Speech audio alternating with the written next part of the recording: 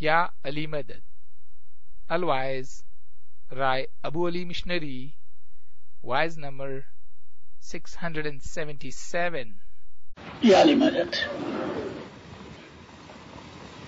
इस वक्त जमात के अंदर एक खास खुशी और नूर की लहर है। मैं आपको मुबारक देता हूं। रूहानी एटमॉस्फेयर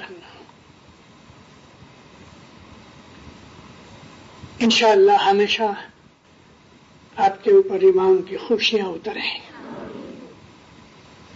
आपके दिलों में मौला सुकून और नूर अता करें। हमारा समीरा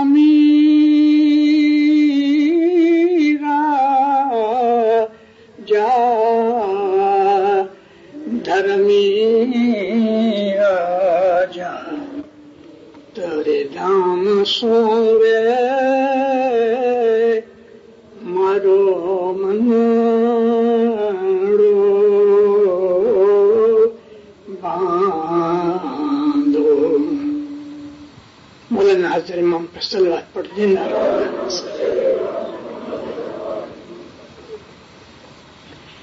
ये जो सुबह की हाजिरी है,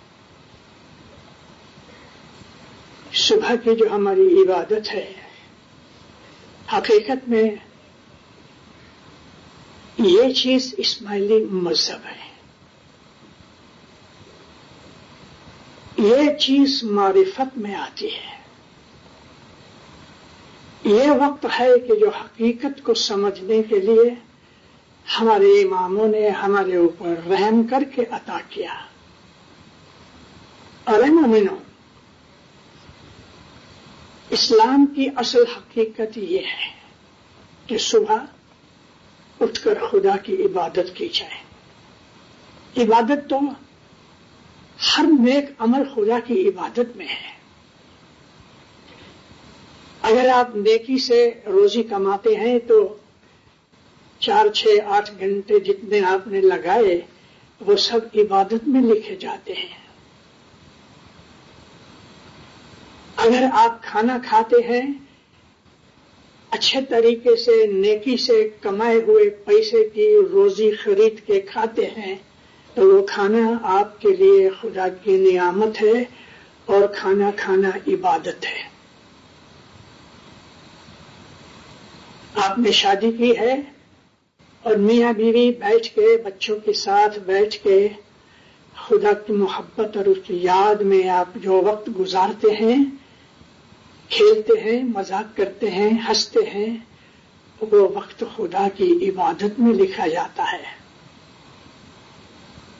अगर आप अपने बदन के लिए कुछ कसरत कर रहे हैं, तंदुरुस्ती सेहत कायम रखने के लिए आप कुछ अमल कर रहे हैं, तो वो खुदा की इबादत में शामिल है।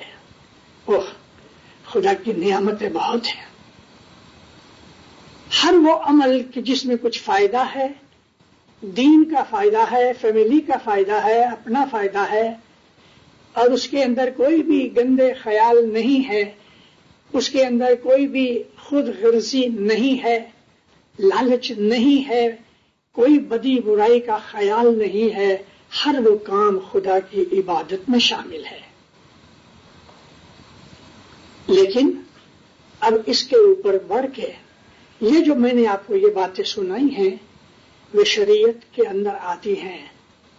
मजहब के इल्म के 4 दर्जे किए गए और उसमें यह है कि एक दर्जा, जैसे मैंने अभी ये जिंदगी की बातें बताई हैं, व्यापार है, खाना पीना है, फैमिली लाइफ है, सेहत और तंदुरुस्ती के ख्यालात हैं, ये शरीयत में आते हैं। इसके ऊपर बढ़ के तरीकत है। तरीकत यह है कि हम इन चीजों से थोड़ा ऊंचे उठ के ख्याल करें कि मैं कौन हूं और खुदा कौन है।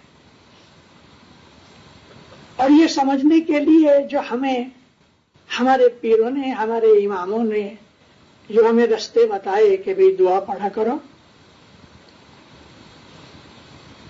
अपनी रोजी में से 10 माले वाजिब अदा करो,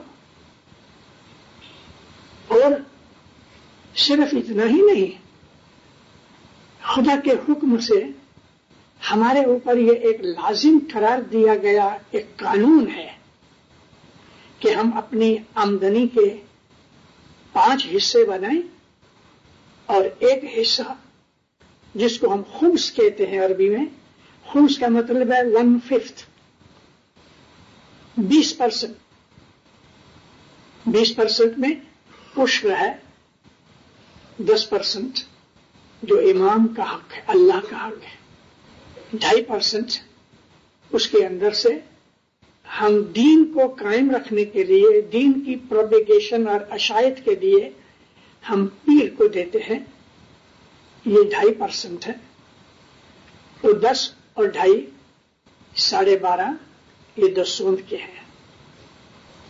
باقی کے 7.5% ہمارے رشتہ داروں میں، ہمارے دوستوں میں، ہماری جماعت میں، یا اگر رشتہ داروں میں، دوستوں میں، جماعت میں کسی کو ضرورت نہیں تو کسی بھی بنی نوع انسان کے لیے، ہیومینٹی کے لیے ہم وہ 7.5% خرچ کریں۔ وہ 7.5 ہمارے نہیں ہیں۔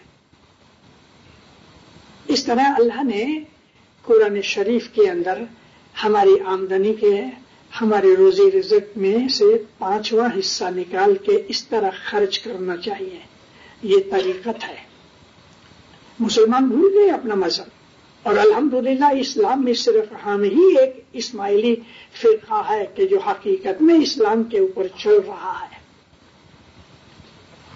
مہربانی ہمارے مالک کی۔ اے مومنو، جو کچھ خدا ہمیں رزق دیتا ہے وہ صرف ہمارے ہی پیٹ کے لیے نہیں ہے، اس میں ہماری فیملی ہے، رشتہ دار ہیں، اور اگر ہماری فیملی اور رشتہ داروں میں ضروریات پوری ہو گئی تو لوگوں کی مدد کرو، جماعت میں کرو۔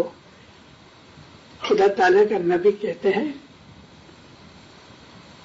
مجھے پڑوسی کے لیے اتنا خدا تعالیٰ نے زور دے کے سمجھایا کہ میں یہ سمجھ رہا تھا کہ شاید اللہ کہے اپنے وارثے میں پڑوسی کو پیسے دے جاؤ، لیکن یہ ہوا نہیں۔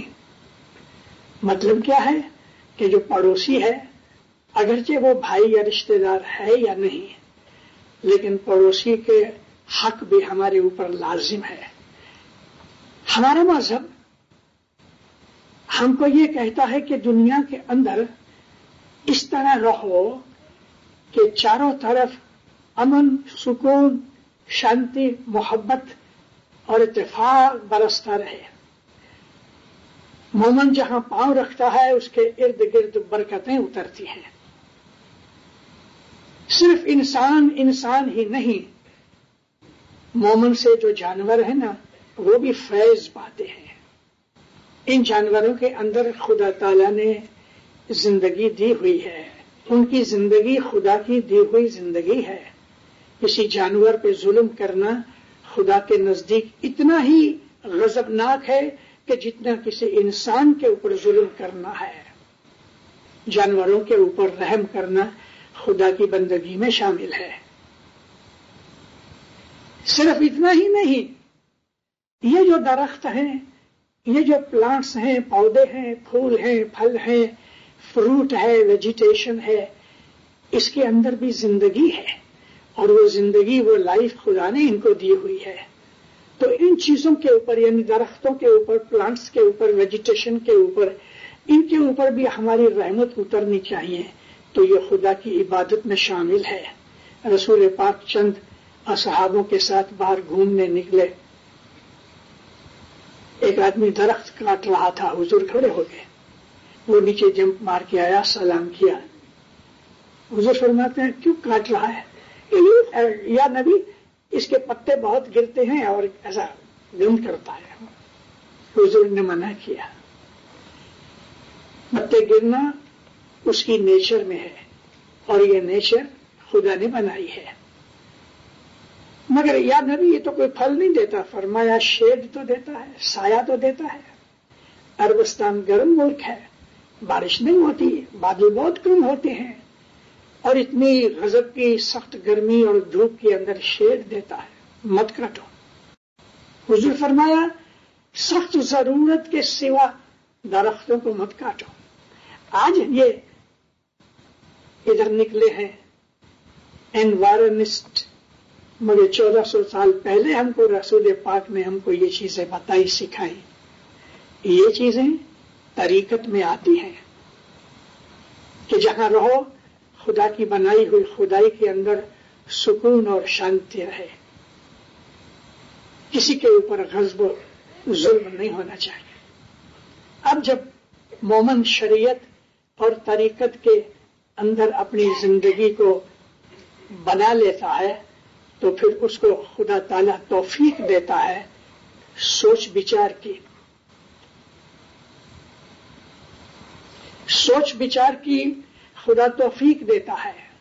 وہ بیٹھ کے سوچتا ہے اللہ نے کیا کیا بنایا ہے، یہ چاند اور سورج، یہ ستارے، یہ بادل، یہ بارش، یہ پہاڑ اور یہ سمندر۔ آپ قرآن پڑھو تو واللہ باللہ ہم کو ایسی ایسی باتیں خدا بتاتا ہے۔ اللہ کہتا ہے باہر نکلو، گھومو اور دیکھو، میری بنائی ہوئی دنیا کو، میری بنائی ہوئی چیزوں کو سمجھنے کی کوشش کرو، اور پھر دیکھو کہ تمہیں کہیں غلطی نظر آتی ہے۔ خدا تعالیٰ وہ تو غلطی نہیں کرتا، یعنی اس کی ایک بھی غلطی ہمیں نظر نہیں آتی، اس کی عظمت، اس کی بڑائی کا ہمیں احساس ہونا چاہیے۔ یہ حقیقت ہے، ہم خدا تعالیٰ کی بنائی ہوئی چیزوں کا خیال کریں۔ اللہ ایک جگہ کہتا ہے تم سوچو تو صحیح کہ کس طرح سے خدا دن میں سے رات نکالتا ہے اور رات میں سے دن نکالتا ہے۔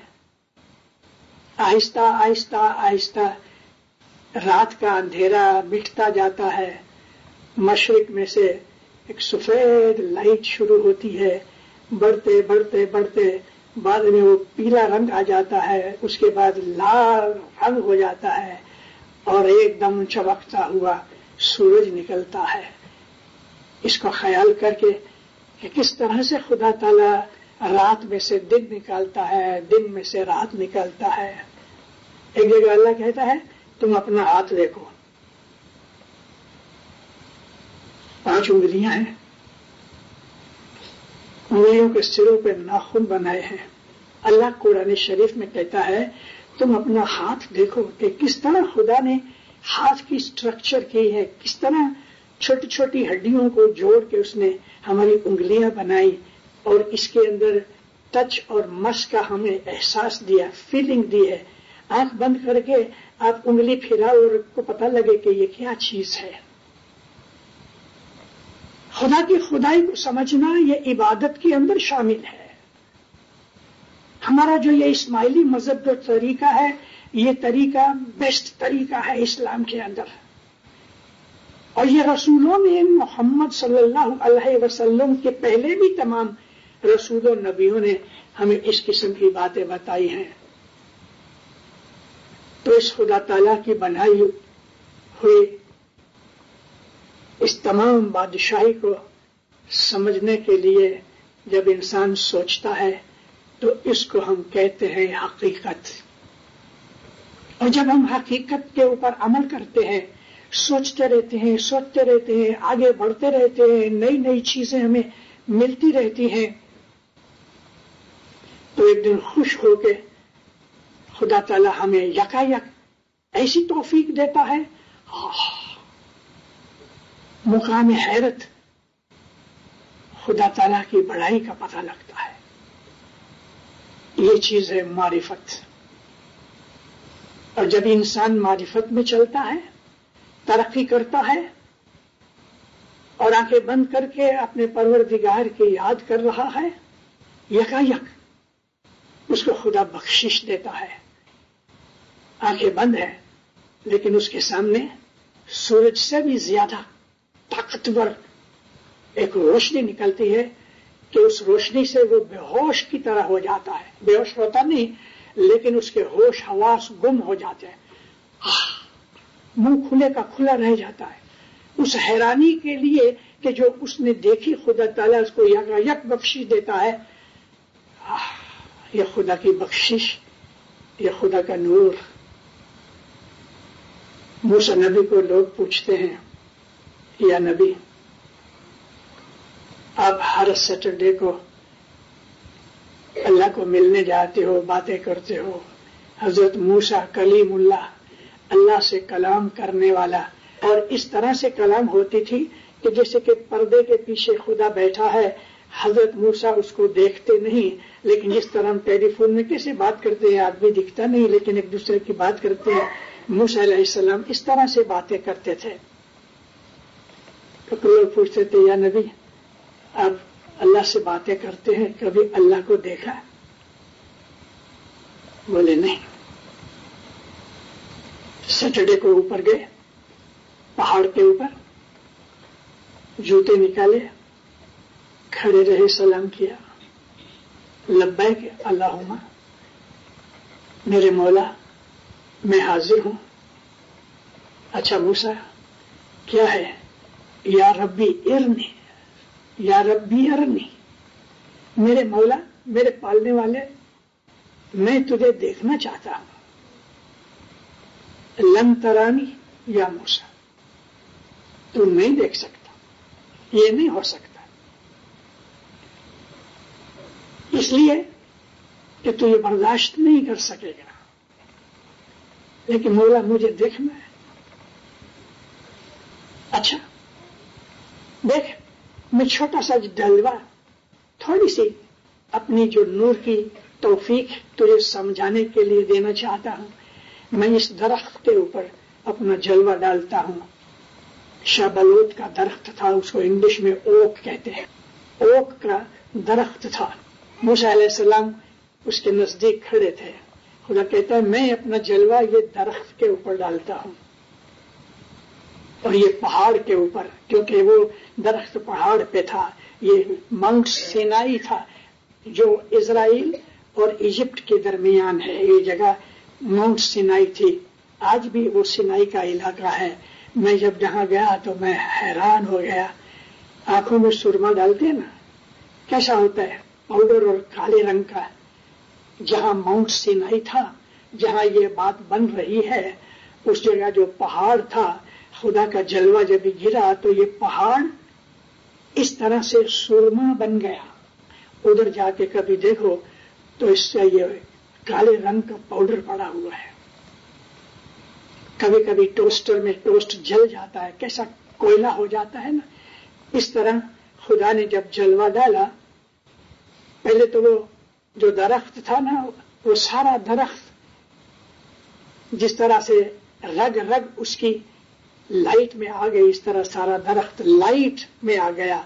اور جب جلوہ اترا تو پہاڑ ماؤنٹ سینائی جل کے خاک ہو گیا، سرما بن گیا. موسیٰ علیہ السلام نبی تھے اس لیے بچ گئے، مگر بے ہوش ہو گئے. یہ جو جلوہ ہے، خدا نے قرآن شریف میں ایک سیمپل کے طور پہ ہمیں یہ چیز بتائی ہے. اس کا جلوہ اٹھانے کی طاقت ہم میں ہے نہیں. صرف سورج دیکھ لو، سورج تو خدا تعالیٰ کا پورا جلوہ گر نہیں ہے.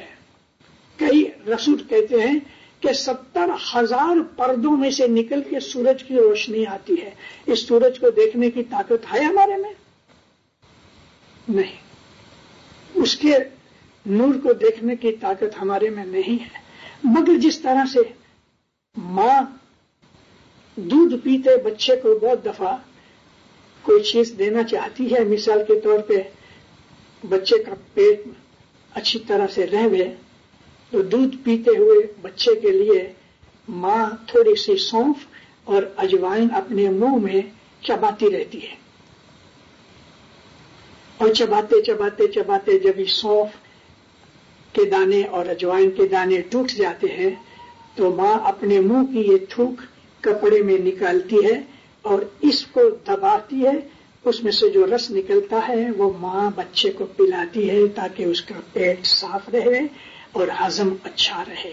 بالکل اس طرح سے ہمارے اماموں، پیروں نے، نبیوں نے اپنے منہ میں اجوائن یا سونف کے دانوں کی طرح علم کو چبا کے اور اس کو پہلے سے پری ڈائجسٹ کر کے ہمیں بتایا ہے، مگر ہم نے کبھی ان چیزوں کا خیال ہی نہیں کیا. ہم تو اپنی مستی میں دنیا کے اندر پڑے رہے ہیں. میں نے آپ کو 4 طبقے بتائے ہیں اور ہم تو ابھی تک پہلے طبقے کے الفابیٹ کے اندر بھی نہیں آئے، کیونکہ ہمارے دلوں کے اندر دنیا کی محبت بہت ہے. یہ محبت ہمارے لیے خطرناک ہے. خطرناک اس لیے کہتا ہوں کہ عاقبت بگڑ رہی ہے. ہم لوگ نام کی خاطر بیت الخیال میں آ جاتے ہیں اور پھر بول لے لیتے ہیں. مہینہ 2 مہینے اس کی گرمی رہتی ہے، پھر سو جاتے ہیں، بیت الخیال کا بول بھول جاتے ہیں. ہم سیریس نہیں ہیں اپنے مذہب کے لیے. ڈالر کی محبت، عیش و آرام کی محبت ہمارے دلوں میں گھسی ہوئی ہے.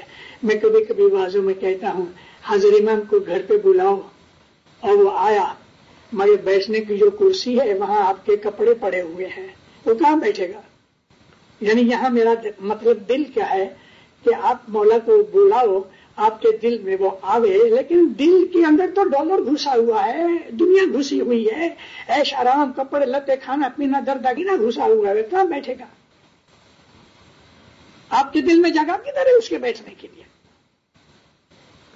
جب تک یہ دنیا کی محبت ہمارے دل سے نہیں اترتی ہمارے لیے اندھیرا ہی اندھیرا ہے. روشنی ادھر ہوتی ہے کہ جہاں خود خدا کی محبت ہوتی ہے. علم روشنی ہے. کتنے لوگ ہیں جماعت کے اندر کے جو آدھا پونا گھنٹہ روز کوئی اچھے فرمان کی یا گنان کی کتاب پڑھتے ہیں؟ کتنے ہیں؟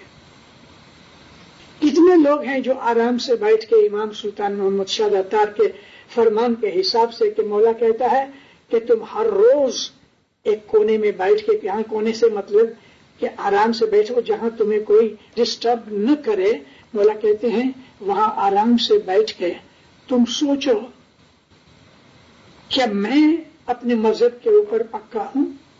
مولا کہتے ہیں تم سوچو کہ تم اپنے ایمان کے حساب میں کیسے ہو، تم سوچو کہ تم عبادت میں کیسے ہو، تم سوچو کہ تم دنیا میں کیسے ہو، مذہب تمہارے اندر زیادہ ہے کہ دنیا داری زیادہ ہے، تم سوچو کہ تم کون ہو اور وہ تیرا پروردگار کون ہے.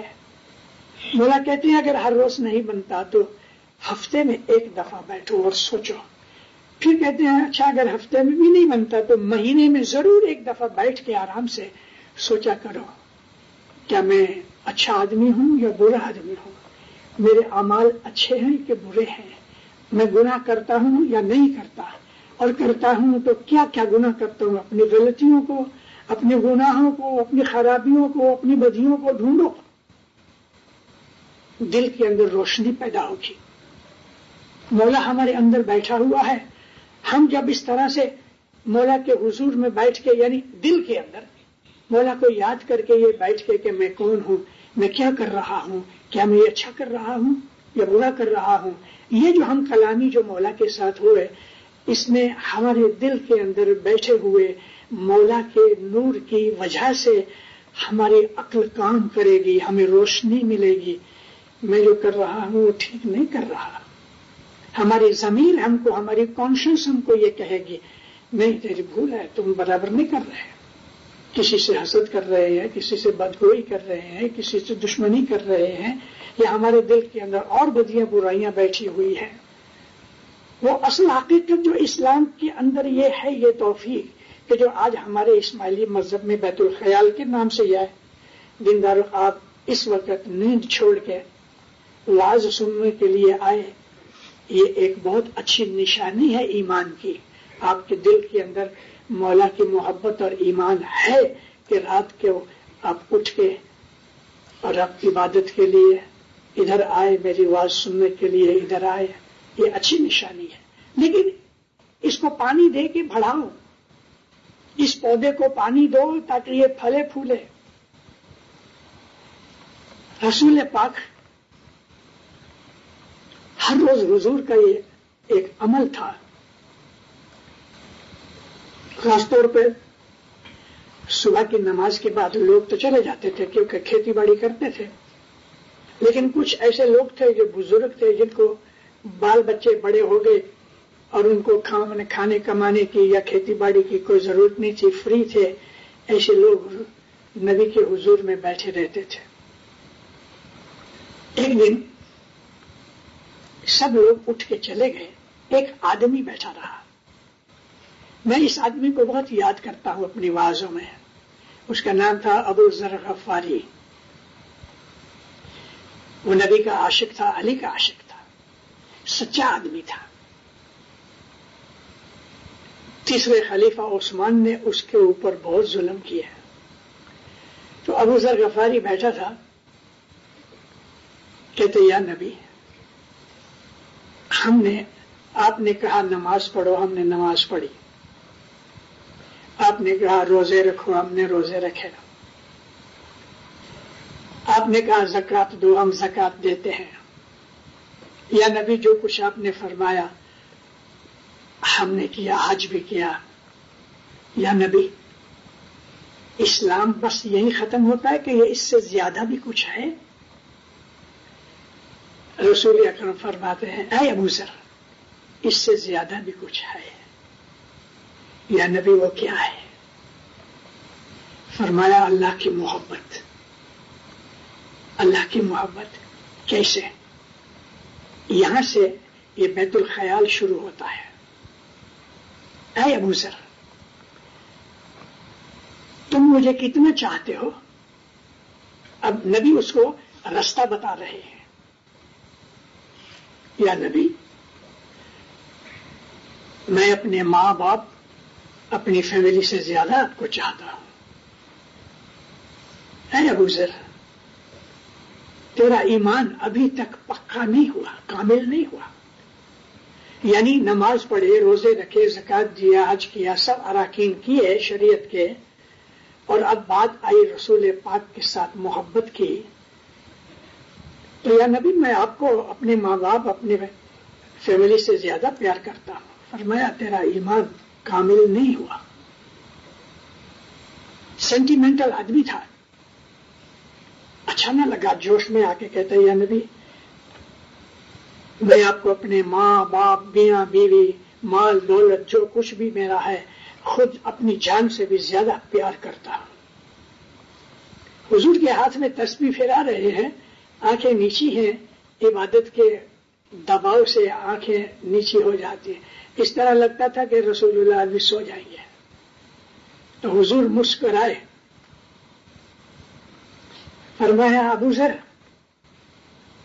تیرا ایمان ابھی بھی کامل نہیں ہے. جوش میں آ گیا، تھوڑا آگے بڑھ کے رسول اکرم کے گھٹنے میں پکڑ کے کہتا ہے یا نبی خدا کی قسم، اللہ کی قسم، میں آپ کو اتنا چاہتا ہوں جتنا خدا کو چاہتا ہوں.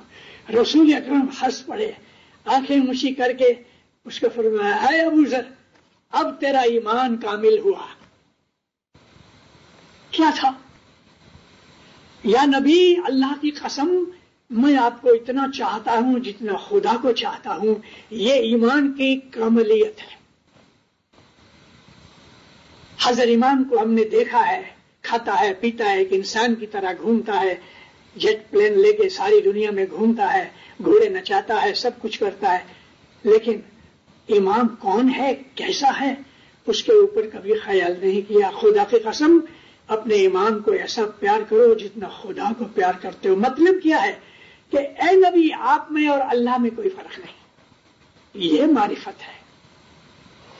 اسلام کی اصل جو کرنل ہے، جو مغز ہے، تو وہ یہ ہے کہ ابو ذر نے کہا کہ اللہ کی قسم میں آپ کو اتنا چاہتا ہوں جتنا خدا کو چاہتا ہوں. معرفت کے اس درجے پہ جب انسان پہنچتا ہے تو اس کے دل میں نور جاگتا ہے. وہ جس طرف نگاہ ڈالتا ہے اس کو نور ہی نور نظر آتا ہے. یہ درجہ ہے کہ فرشتے اس کو سلام کرتے ہیں. یہ درجہ ہے کہ جو اللہ تعالیٰ نے قرآن شریف میں ذکر کیا کہ جب آدم کو خدا تعالیٰ نے اپنی بخششیں دی اور فرشتوں کو حکم کیا اس کو سجدہ کرو. یہ وہ درجہ ہے بیت الخیال کا. ایک بڑی اچھی چیز ہمارے امام مولانا جعفر علیہ السلام نے، جعفر صادق نے فرمایا.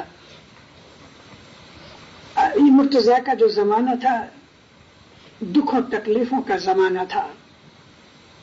ابو سفیان اور معاویہ نے اسلام کو بہت دکھ دیا، اور ایک ہی شخصیت تھی مولا مرتضیٰ علی کی کہ جس کی تلوار نے ان سب کو چپ کرایا. مگر دل کی گانٹھیں، دل کا حسد ابو سفیان اور معاویہ کے اندر سے نہ نکلا. ان باپ بیٹوں نے بہت ظلم کیے اسلام کے اوپر، اور آخر مرتضیٰ علی کو قتل کروانا معاویہ نے. وہ زمانے کے بعد مولانا حسین کا بھی حال ایسا ہی ہوا. امام زین العابدین چپ اپنا گھر دے کے بیٹھ گئے. امام محمد باقر نے جب یہ حالات ذرا ٹھیک ہوئے تو انہوں نے تعلیم کا سلسلہ شروع کیا، لیکن مولانا جعفر نے ایک کالج بنایا.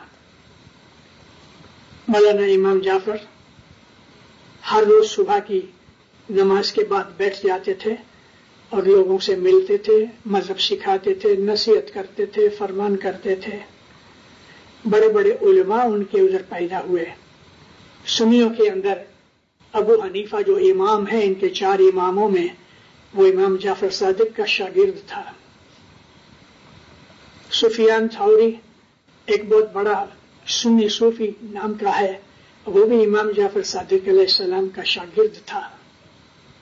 تو امام جعفر صادق علیہ السلام ایک دن اس بات کے اوپر واز کر رہے تھے کہ معرفت کیا ہے. شریعت، طریقت، حقیقت اور معرفت کی بات جب نکالی تو لوگوں کی سمجھ میں اچھی طرح آیا نہیں، کیونکہ یہ گہری چیزیں ہیں.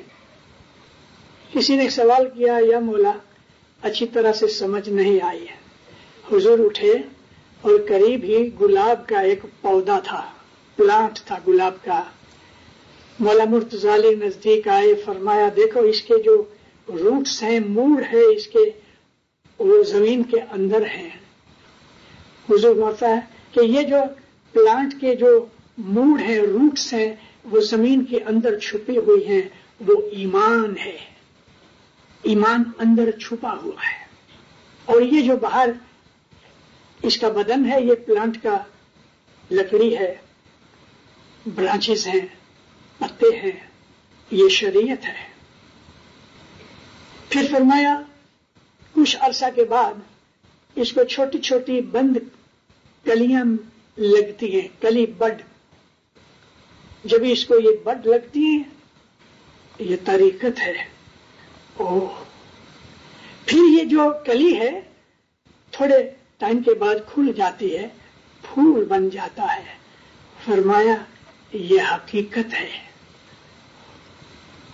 حضور فرمایا جب یہ گلاب کا پھول کھل جاتا ہے، کلی کو کاٹ کے سونگو تو خوشبو نہیں آتی، لیکن جب وہ کلی گلاب بن جاتی، پھول بن جاتی ہے، حقیقت آ جاتی ہے، اب جو اس کو سونگو تو اس میں خوشبو پیدا ہوتی ہے. یہ معرفت ہے. کس اچھے طریقے سے بتایا ہے. 4 سٹیج بتا دیے، لیکن حقیقت کیا ہے؟ نیچے چھپی ہوئی، وہ ہے روٹس. ایمان برابر ہونا چاہیے، ایمان کامل ہونا چاہیے، تو شریعت بھی اچھی رہے، طریقت بھی اچھی رہے، حقیقت ملے اور معرفت کی بخشش ملے. ایمان کے اندر بہت ضروری ہے یہ بات کہ امام کی محبت، حضرت امام کی محبت ہونی چاہیے. یہ صبح کا وقت ہے، میں بیت الخیال کے اوپر واز کر رہا ہوں. میں آپ کو حقیقتاً کہتا ہوں 85 برس کی میری عمر کے اندر میں نے بہت سی چیزیں امام کے دربار میں، امام کے حضور میں، جماعتوں میں دیکھی ہیں. میں آپ کو سچ کہتا ہوں، جب تک آپ کی دستور برابر نہیں ہوگی آپ کو کچھ نہیں ملے گا. سر پٹک پٹک کے رگڑ رگڑ کے زندگی گزارو گے، کچھ نہیں ملے گا.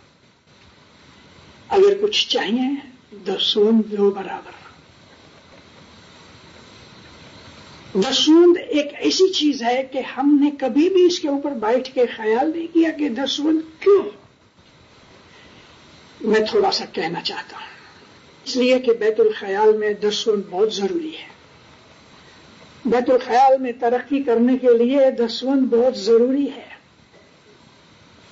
ये इस तरह है कि आपने एक गुलाब का पौधा लगाया और लगा के छोड़ दिया, पानी नहीं देते तो ये पौधा मुरझा के सड़ जाएगा।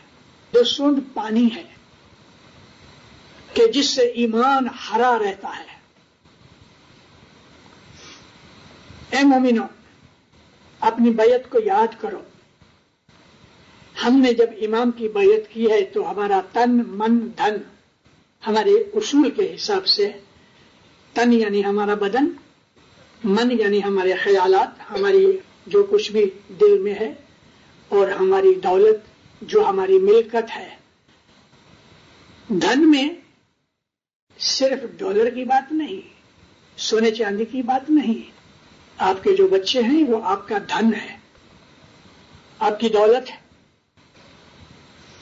घर बार माल मिलकत, हमारे सोना चांदी, हमारे कपड़े वगैरह, हमारी मोटर, हमारे बंगले, ये धन में जरूर है, लेकिन आपकी जो औलाद है ना वो भी धन में है, वो आपकी मिल्कत है। तो तन मन धन, हमने तो बैयत के वक्त सब कुछ हाजिर इमाम को सुपुर्द किया है। हमारा कुछ नहीं, खुद हमारा बदन भी हमारा नहीं, क्योंकि सबसे पहले हमने अपनी बॉडी दी है, तन दिया है। ऐ मौला, मैं तेरा हुक्म मानूंगा। मेरी जो कुछ भी दुनिया के अंदर बदन है, मेरे ख्यालात हैं, मेरी माल मिल्कत जो है, ज़ाहिरन बातिन, सब तेरे कदमों में मैं सुपुर्द करता हूं। ये कंप्लीट सबमिशन है, ये कंप्लीट सबमिशन है।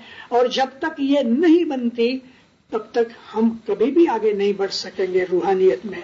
हमारा कुछ नहीं। आशा जी हम कुछ नहीं, तमें छो सर्वे, सेवा तुम्हारी हम लिया। मैं कुछ नहीं हूं मौला, सब कुछ तो ही तू है। ये हकीकत अगर हम समझ लें कि मैंने सब कुछ मौला को बैयत करते वक्त दे दिया, मेरा कुछ नहीं है। जो रोजी कमाते हो वो मौला की है 100%। कोई आदमी नौकरी करता है, उसको जो पगार मिलती है, सैलरी मिलती है, वो 100% मौला की है, तेरी नहीं। और व्यापार जो करने हैं उनको जितनी आमदनी होती है वो 100% मौला की है, क्योंकि हम बैयत के वक्त सब कुछ इसको दे चुके हैं। वो रहम करके हमारे जो कुछ भी आमदनी है हम उसके पांव में रखते हैं, तो वो रहम करके $1 $8 में से उठाता है, बाकी $7 हमको कहता है खाओ पियो, बख्शिश देता है। हमारी रोजी जो कुछ भी है वो मौला की बख्शिश है। हम जो कुछ कमाते हैं, हम जो कुछ अर्न करते हैं, वो 100% उसका है, लेकिन वो रहम करके $8 में से $1 ले लेता है, बाकी कहता है बाकी तुम खाओ पियो मजे करो। तो $7 8 में से वो हमको मौला की बख्शिश है, हमारी नहीं। लेकिन हम वो $1 भी न देवें, 7 भी खा जावें, इसको तो हम क्या कहेंगे? मौला का माल खा गया। $8 मौला के हैं, तो उसने तो 7 देने की साथ साथ वो $1 भी खा गया। ऐसे बेईमान को नूर मिले। मैंने बेईमान इसलिए कहा कि ये डिसऑनेस्टी है, बददयानती है, चोरी है। प्रॉमिस करके कि सब कुछ तेरा है, फिर वो खा जाता है, ये तो सख्त जुल्म किया उसने अपने आप के ऊपर। अब ऐसा आदमी कि जो मौला का माल खा जावे, आप उसके साथ अगर व्यापार करोगे तो वो आपको छोड़ेगा? मौला को नहीं छोड़ा तो आपको छोड़ेगा? आपके साथ भी दगा करेगा? بے دستبندی کی دوستی میں بدی ہی بدی ہے، دغا ہی دغا ہے. اسی لیے ہمارے بزرگ جو تھے وہ جب کسی کے ساتھ رشتہ داری بھی کرتے تھے نا، لڑکی کا مانگا آیا ہے تو چھپے چھپائے یاروں دوستوں کے تھرو سے پوچھتے تھے، یار یہ بیٹی کا مانگا آیا ہے، بھلا یہ کٹم کیسا ہے؟ دسون دیتے ہیں، جماعت کھانے آتے ہیں، وہ لڑکا کیسا ہے؟ پہلی چیز وہ ڈھونڈتے تھے، جماعت کھانے آتا ہے، دسون دیتا ہے، ہاں تو لڑکی دیتے تھے اور وہ سکھی ہوتے تھے. آپ خیال کرو کہ امام کی بیعت کر کے بھی پھر آدمی جو دسوند نہیں دیتا تو اس نے تو امام سے دغا بازی کی ہے، وہ آپ کو چھوڑے گا؟ جب بھی موقع ملے گا دغا کرے گا، فریب کرے گا، جھوٹ بولے گا، چوری کرے گا. دسوند امام کا حق ہے، اس کا حق تو سارے کمپلیٹ $8 اس کے ہیں ہماری بیعت کے حساب سے، لیکن وہ رحم کر کے ہم کو $7 خرچنے کے لیے دیتا ہے. وہ حلال کے ہیں. مولا نے اپنا $1 رکھ کے ہم کو باقی بخشش دی، وہ حلال کے ہیں. وہ آدمی کہ جو دسوندی ہے اس کا ایمان تازہ ہے، اس کا ایمان پکا ہے، اور ایمان پھر آہستہ آہستہ آہستہ محبت میں بدل جاتا ہے. اس کے دل میں عشق پیدا ہوتا ہے. محبت نور ہے. ہمارے پیروں نے ہم کو ایمان کو بھی نور کہا ہے. ایمان بھی نور ہے. اس لیے مومنوں، بیت الخیال میں عبادت میں آگے بڑھنے کے لیے ہمیں بہت سی چیزوں کی ضرورت ہے. اس میں خاص طور پہ دسون بہت ضروری ہے. کالا روڑا بھگت تھے ہمارے، وہ کیسے تھے؟ آپ کو بہت سی باتیں میری واضحوں میں ہیں. کوئی آدمی اس کے پاس جاوے، پہلے پولیس کمشنر تھے، پھر ریٹائرڈ ہو گئے اور بہت عابد تھے، 6 گھنٹے ہر روز عبادت کرتے تھے.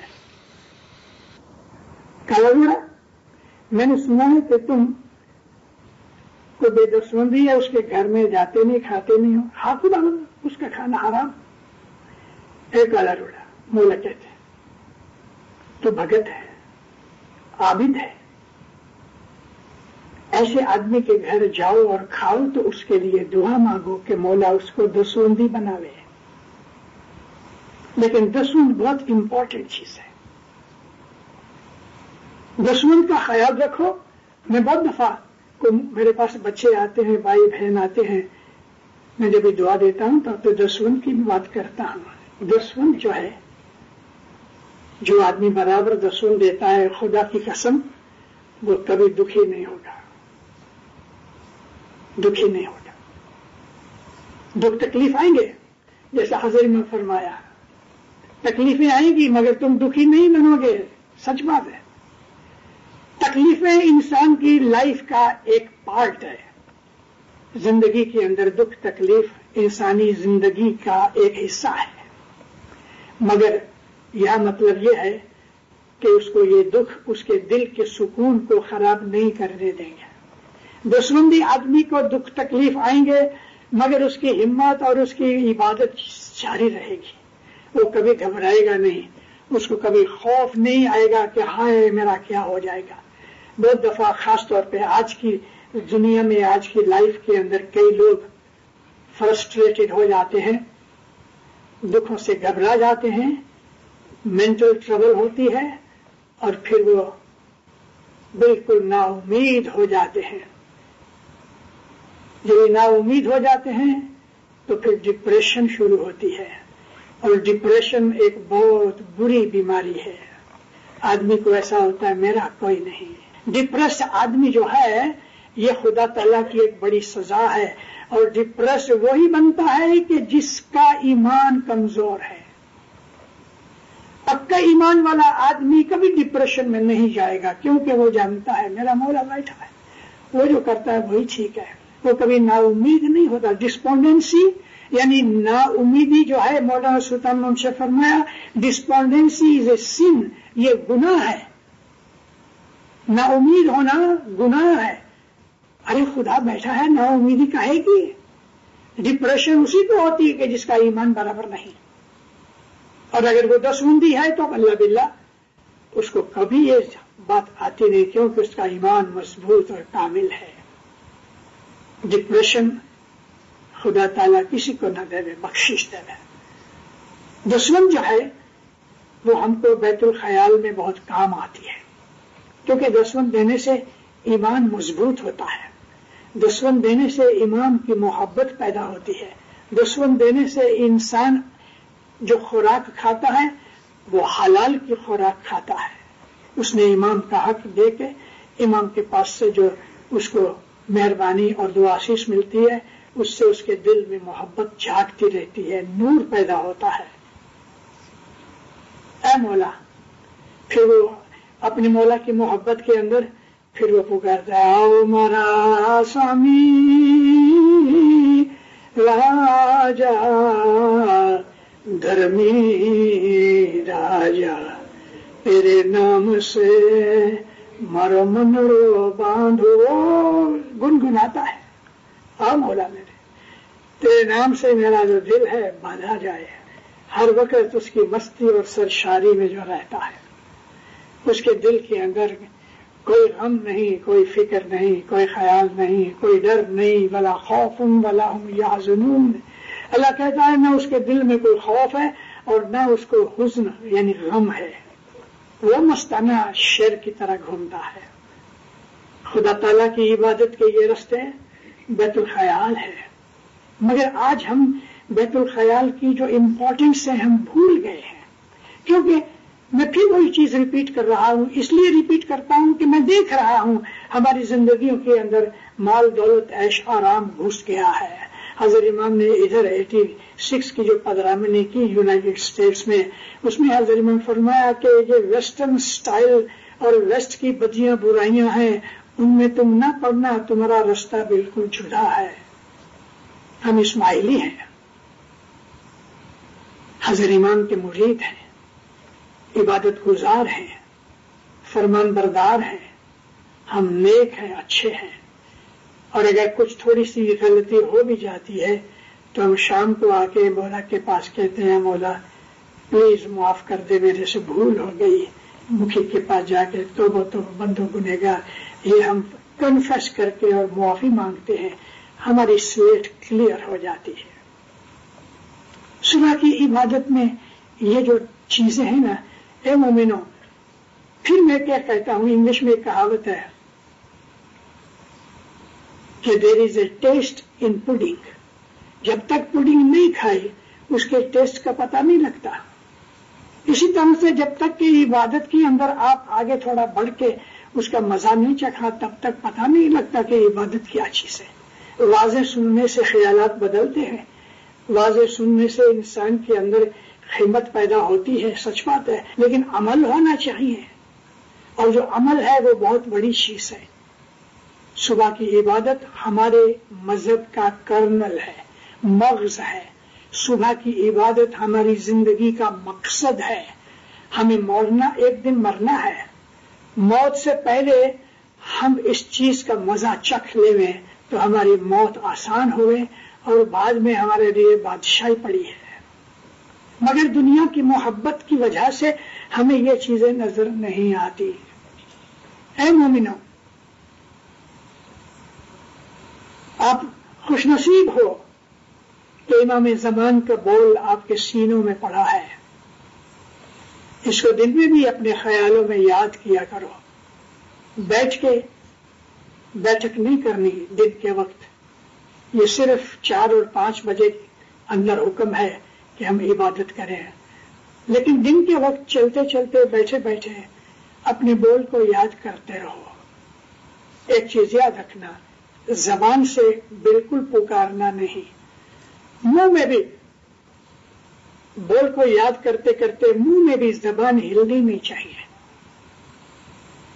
اور جب آپ ادھر بیٹھو عبادت کے لیے، جماعت خانے آ کے عبادت کرنا اس لیے اچھا ہے کہ جماعت خانے کے اندر روحانیاں اور فرشتے جو ہوتے ہیں ہم ان کے ساتھ بیٹھ کے عبادت کرتے ہیں تو ان کی جو بڑائی ہے، ان کی جو اچھائی ہے، ان کی جو پاور ہے وہ ہم کو مدد کرتی ہے عبادت میں کنسنٹریٹ کرنے کے لیے.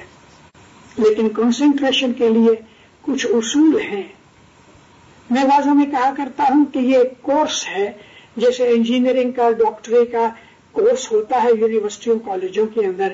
کوئی کورس 1 برس کا ہے، کوئی میڈیکل سائنس کی طرح 8 برس 10 برس کا کورس ہوتا ہے. عبادت کا بھی ایک کورس ہے. اور امام سلطان محمد شاہ فرمایا کہ اگر تم برابر میرے فرمان کے اوپر 5 برس عمل کرو تو تم کو وہ چیز ملے کہ جو ملنی چاہیے، یعنی نور کی بخشش ملے. امام نے 5 برس دیے ہیں. لیکن میں جماعتوں کے اندر کہتا ہوں کہ ان 5 برسوں کو پورا کرنے کے لیے کم از کم 3 برس خوب محنت کرو. دیکھو دن ڈالو. عبادت نور کی چیز ہے، اور اگر ہمارے عمل اچھے نہیں تو کبھی بھی ہم عبادت کی پاکیزگی کو، پوترتائی کو، پیورٹی کو ہم حاصل نہیں کر سکیں گے. ہمارے عمل اچھے ہونا چاہیے. جھوٹ نہیں بولنا، فریب نہیں کرنا، کسی کا حق نہیں کھانا، بد نظر نہیں کرنا، بدیاں برائیاں ہمیں پتا ہے، ہم جانتے ہیں کیا چیز بدی ہے. ان بدیوں سے اپنے آپ کو بچاؤ. جب عمل ٹھیک اور کلین ہو جائیں گے تو ہمارے اندر کلینلینس آئے گی، اور اس کلینلینس حالت کے اندر جب ہم بیٹھ کے عبادت کریں گے تو ہمارے لیے آسانی پیدا ہو جائے گی. عمل اچھے ہوئے، روزی رزق پاک ہوئے، بدن کو بھی پاک صاف رکھو، کیونکہ بدن کو پاک صاف رکھنا بھی عبادت میں شامل ہے. یہ بدن مولانا سلطان محمد شاہ فرمایا کہ یہ خدا کی مسجد ہے، ٹیمپل آف گاڈ ہے. یہ اس کے اندر مولا بستا ہے. یہ جماعت خانہ ہے ہماری باڈی. ہمارے پیر شمس کہتے ہیں کہ میری جو باڈی ہے، کایا ہماری مسیطہ، من میرا مسلح. مسلح پہ بیٹھ کے عبادت اور نماز پڑھتے ہیں تو من میرا مسلح، اللہ میرا قاضی، کایا میری مسیطہ ہے. یہ جماعت خانہ ہے ہمارا جو باڈی ہے. اس کو بھی صاف پاک رکھو، گندگی سے دور رہو. ہر روز بدن کے جو خاص کپڑے ہیں جو بدن کے ساتھ لگے ہوئے ہیں، اگر ہر روز نہیں بدلا سکتے تو 2 دن سے زیادہ مت پہنو. یہ چھوٹی چھوٹی چیزیں ہم کو عبادت میں کام آتی ہیں. ہمارے جو باڈی کے ساتھ لگے ہوئے کپڑے ہیں ان کو روز نہیں بدلا سکتے. جو بدلا سکتے ہو تو روز بدلاؤ، نہیں تو 2 دن سے زیادہ مت پہنو. دھو کے صاف کر کے پہنا کرو. کپڑے بھی ہمارے صاف ہوئے، باڈی بھی ہماری کلین ہوئے. یہ چیز ہم کو بیت الخیال میں کام آئے گی. دن کے وقت کھانا کھا لو، کم از کم 10 سے 20 منٹ آرام سے بیٹھو، آنکھیں بند کرو اور مولا کو یاد کرو. کھانا کھانے کے بعد جو آدمی بیت الخیال کی عبادت کرتا ہے ان کے لیے یہ ضروری چیزیں ہیں کہ جو ہمیں امام سلطان محمد شاہ بتا چکے ہیں. کھانے کے بعد، دوپہر کے کھانے کے بعد کم از کم 10 سے 20 منٹ آنکھیں بند کر کے صوفہ کے اوپر کدھر بھی کرسی پہ آرام سے بیٹھو اور اپنے دل کے اندر مولا کو یاد کرو. پھر اپنے کام دھندے پہ جاؤ، اور جہاں تک بن سکے کبھی پیٹ بھر کے کھانا مت کھاؤ. نبی کریم کہتے ہیں کہ تو 3 روٹیاں کھا سکتا ہے نا تو 2 کھایا کرو. تو 3 روٹیاں کھا سکے تو محمد رسول اللہ فرماتے ہیں 2 روٹیاں کھایا کرو. پیٹ بھر کے مت کھاؤ. پیٹ بھر سو تو بھاری تھسے. پیٹ بھر کے کھانا بیت الخیال کی عبادت کے ورد ہے، خلاف ہے. دن کو بھی رات کو بھی، اور رات کو خصوصی طور پہ لائٹ فوڈ ہونی چاہیے کہ جو 1-1.5 گھنٹے کے اندر ہضم ہو سکے. مگر ایسا آدمی کہ جس کو بہت اچھی طرح سے خوراک چاہیے، ٹیسٹ دار، مزیدار، چٹپٹا چاہیے، پانی نکلتا ہوئے آنکھوں سے، سر سے، اور مرچیں کھا رہا ہے، سی کر رہا ہے، اس آدمی کو عبادت کی بات نہیں کرنی چاہیے. اس کے لیے عبادت نہیں ہے. سمپل فوڈ کھاؤ اور جلدی سو جاؤ. عبادت 4 بجے شروع ہوتی ہے تو 4 بجے سے پہلے کم از کم 5 گھنٹے کی نیند ہونی چاہیے. اگر گھر پہ بیٹھتے ہو عبادت کے لیے تو 3:45 بجے ضرور اٹھ جاؤ، 10:30 بجے سو جاؤ۔ بگننگ کے اندر جلدی سے نیند نہیں آئے گی، لیکن ہر روز برابر 10:30 بجے کبھی پلنگ میں چلے جاؤ گے تو 10-15 دن کے بعد گھڑیال اندر کی ایڈجسٹ ہو جائے گی۔ جیسے ہی پلو کے اوپر سر رکھا تو گئے، یعنی کہ آدھے منٹ میں سو جانا چاہیے۔ کئی لوگ ہیں 1 گھنٹہ تک وہ حساب کرتے رہتے ہیں مگر نیند نہیں آتی۔ مومن کو یہ نہیں ہوتا، مومن نے تو آنکھیں بند کی اور سو گیا اور ارادہ کیا اٹھ بیٹھا۔ اگر گھر پہ بندگی کرنی ہے تو 3:45 بجے اٹھو، اور جماعت خانے آنا ہے تو 3:30 بجے اٹھو، آنکھ صاف ہو کے ٹوائلٹ میں جا کے 1 گلاس پانی پیو، کیونکہ نیند میں ہمارے بدن کا جو پانی ہے وہ سوکھ جاتا ہے، سانس میں پانی باہر جاتا ہے، اس لیے اٹھنے کے بعد 1 گلاس پانی پیا کرو، لیکن برف کا پانی نہیں، باڈی ٹیمپریچر روم ٹیمپریچر کا پانی پیو، یہ سرکولیشن کے اندر کام آئے گا اور دھیان لگانے میں بھی ٹھیک رہے گا، ہارٹ کے لیے بھی اچھا ہے۔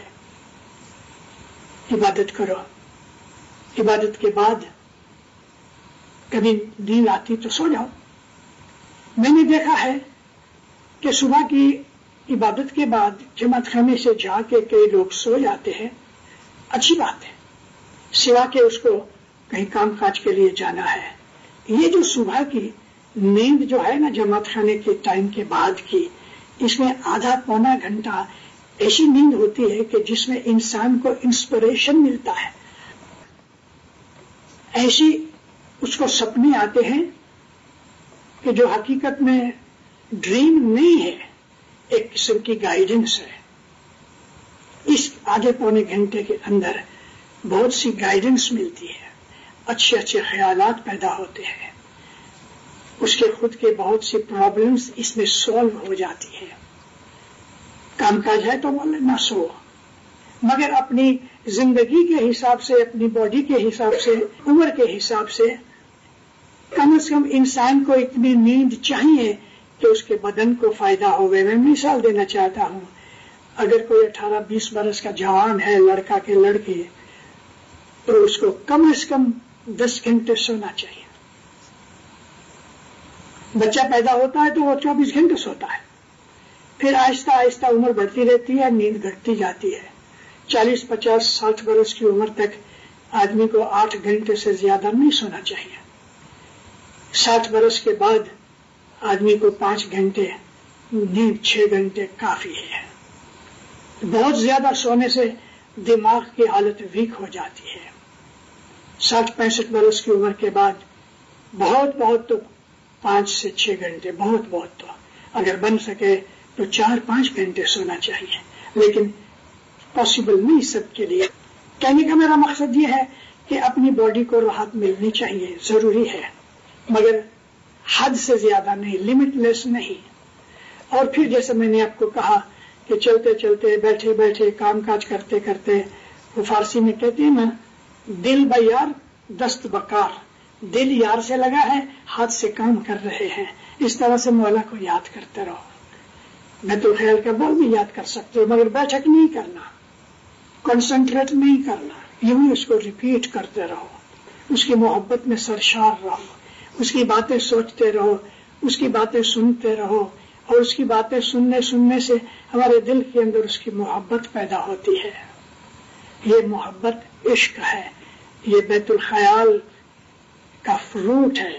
حضرت امام کی محبت بیت الخیال کا فروٹ ہے، اس فروٹ کو کھاؤ اور چکھو، اور اس نور کی مستی میں زندگی گزارو کہ اس کی خوشی کا کوئی پار نہیں، کوئی چیز اس کے برابر نہیں، کوئی اس کی قیمت نہیں۔ یہ ہے ہماری بیت الخیال کی عبادت۔ سکھی آباد رہو، مولا آپ کی نیک امیدیں پوری کرے، حقیقت کی سمجھ دے وے، بدیوں برائیوں سے بچاوے، اپنی محبت دے وے، دشمن سکوریت میں پڑا رکھے۔ مولا آپ کی نیک امیدیں پوری کرے، مولا حضرت امام تمام بلائے آفت ظاہری باطنی دور کرے، اور اپنی نور کی بخششوں میں آپ کو ہمیشہ شامل رکھے۔ سکھی رہو، آباد رہو۔